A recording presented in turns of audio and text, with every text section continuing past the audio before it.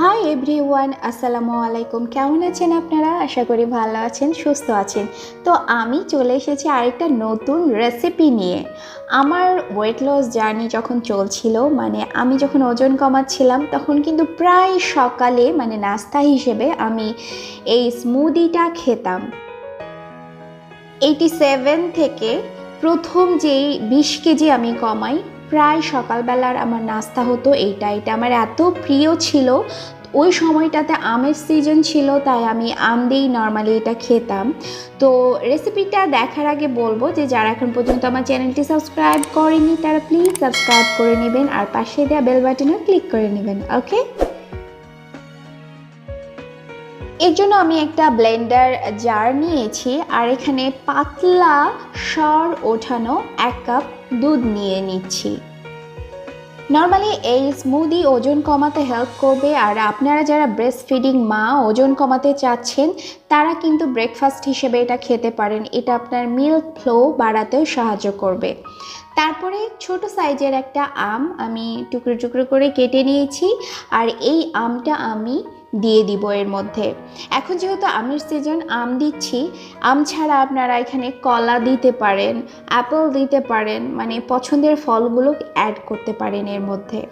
আর এখানে বলে রাখি যে এখানে যে দুধটা আমি ইউজ করছি এটা কিন্তু ফ্রিজে রাখা ছিল, তো ঠান্ডা ঠান্ডা খেতে স্মুদিটা বেশি ভালো লাগে। খুব বেশি ঠান্ডা না, আপনি ফ্রিজ থেকে বের করে কিছুক্ষণ রেখে তারপর বানাতে পারেন।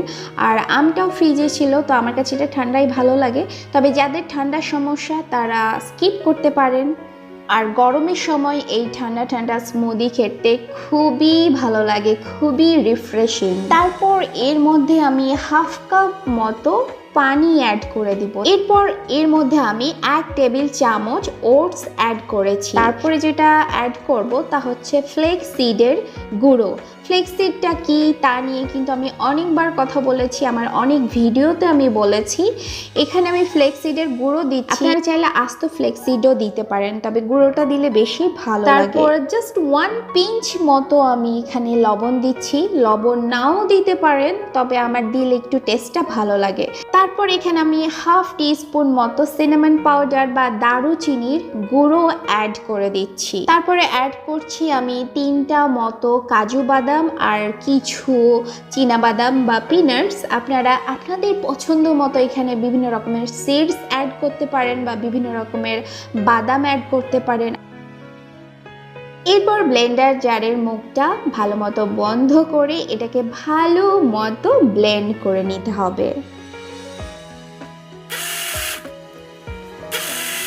তো এই তো ব্লেন্ড হয়ে গেছে। এবার আমি একটা গ্লাসে এটা ঢেলে নিচ্ছি।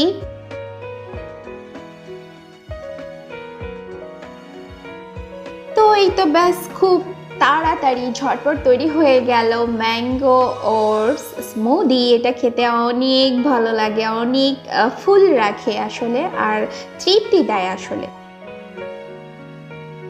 এটা আজকে সকালে আমি আমার জন্য বানিয়েছিলাম, তাই ভাবলাম আমি শ্যুট করে ফেলি আর আপনাদের সাথেও এটা শেয়ার করি।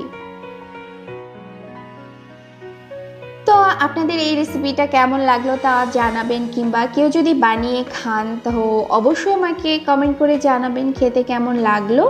আর অবশ্যই শেয়ার করবেন আর বেশি বেশি লাইক দেবেন। ওকে, তাহলে আজকের মতো ভিডিওটা এখানেই শেষ করছি। ভালো থাকবেন, সুস্থ থাকবেন। আল্লাহ হাফেজ।